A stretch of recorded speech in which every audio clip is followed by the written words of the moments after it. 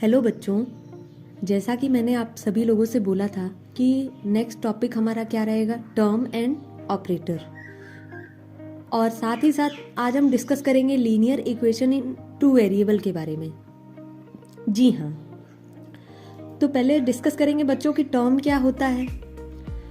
तो बच्चों, और term is a single mathematical expression होता है। टर्म क्या होता है? एक सिंगल मैथमेटिकल एक्सप्रेशन होता है जो कि कोई नंबर भी हो सकता है। जी हाँ, कोई सिंगल नंबर भी हो सकता है, वो पॉजिटिव नंबर भी हो सकता है और नेगेटिव नंबर भी हो सकता है। सिंगल वेरिएबल भी हो सकते हैं, जैसे कोई लेटर। सेवरल वेरिएबल्स होंगे, बट क्या होगा कि सिर्फ मल्टीप्लाइड होंगे, नेवर एडेड और subtracted.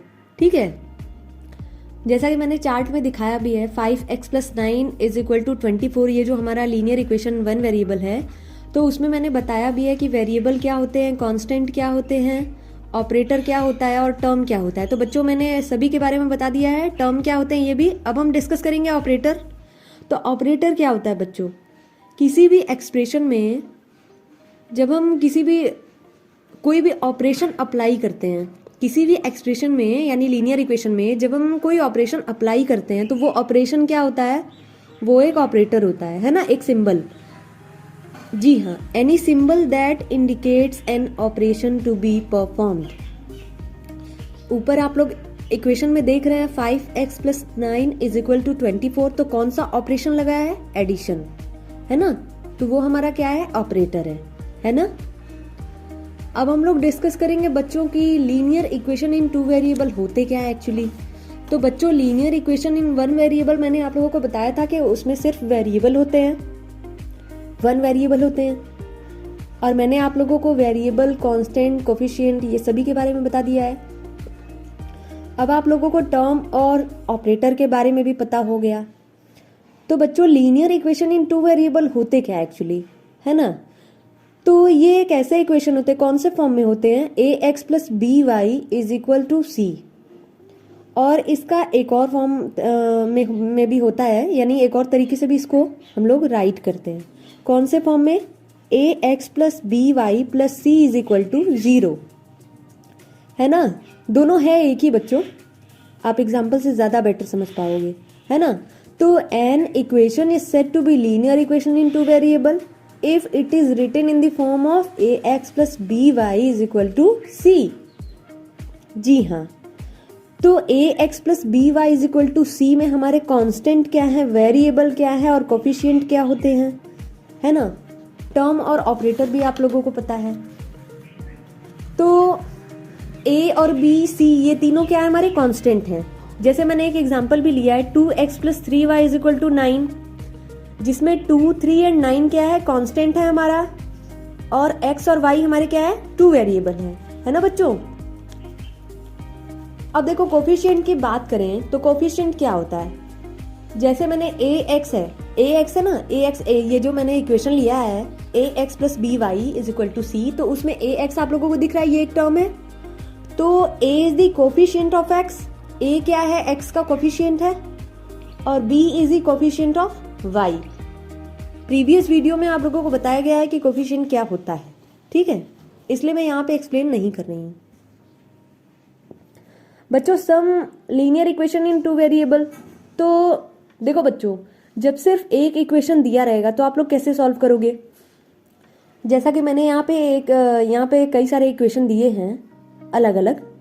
2x + 5y = 12, x - y = 4, 10x + 4y = 3, -x + 5y = 2 and so on. Okay, तो बच्चों एक इक्वेशन दिया रहेगा तो हम लोग कैसे सॉल्व करेंगे? तो इसमें हम लोग ऐसी वैल्यू रखेंगे कि LHS में ऐसी वैल्यू पुट करनी है x और y की। आप सभी लोगों को पता है वेरिएबल की खुद की वैल्यू होती नहीं है ना, फिक्स वैल्यू कोई नहीं होती इन लोगों की, हमें फाइंड करना होता है। तो इसमें हम क्या करेंगे? LHS में ऐसी वैल्यू रखेंगे कि RHS के इक्वल आ जाए, है ना। तो देखिए, यहाँ पे हमने x = 1 और y = 2 पुट किया।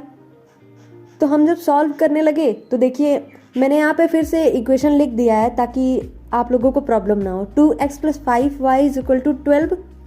तो 2x की वैल्यू हमारी 1 है, +5 y की वैल्यू हमारी 2 है इज इक्वल टू 12। अब हमारा LHS is equal to RHS आ गया, 12 इज इक्वल टू 12 आ गया बच्चों, है ना। वेन अब हम क्या करेंगे इस इक्वेशन में, if x is equal to 3 and y is equal to 1, अगर ये पुट करें, जी हाँ बच्चों, can you tell me if x is equal to 3 y is equal to 1 is equation of this solution? नहीं बच्चों, नहीं होगा, no. How? 2x plus 5y is equal to 12। तो यहाँ पे अगर हम x की वैल्यू 3 पुट करें और y की वैल्यू 1 पुट करें, तो देखिए मैंने यहाँ पे सॉल्व भी किया है, LHS not equal to RHS है ना बच्चों। इस तरीके से सॉल्व करते हैं जब हमारा सिर्फ एक इक्वेशन दिया रहे 2 वेरिएबल का। बट अगर हमारे दो इक्वेशन एक साथ दे दे तो क्या करेंगे? तो देखिए बच्चों, how many method to solve linear equation in 2 वेरिएबल? तो एल्जेब्रिक मेथड होता है, बट एल्जेब्रिक मेथड में भी 3 मेथड्स होते हैं बच्चों। कौन कौन से मेथड्स होते हैं? Substitution method, elimination method and cross multiplication method.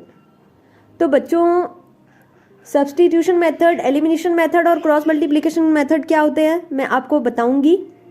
आज मैं आपको सब्स्टिट्यूशन मेथड एक एग्जांपल के थ्रू बताती हूँ। तो बच्चों मैंने एल्जेब्रिक मेथड में आप लोगों को 3 मेथड बताए थे, substitution method, elimination method, cross multiplication method.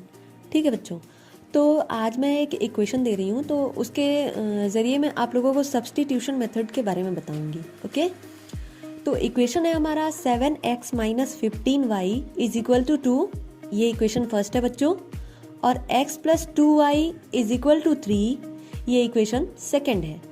तो सॉल्यूशन के लिए हम लोग क्या करेंगे, सबसे पहले इक्वेशन 2 जो है उससे इक्वेशन 3 को बनाएंगे। कैसे बनाएंगे देखो, x is equal to 3 minus 2y, ये इक्वेशन सेकेंड से हमने इक्वेशन थर्ड को बनाया। ठीक है, now substitute the value of x in equation first, we gate.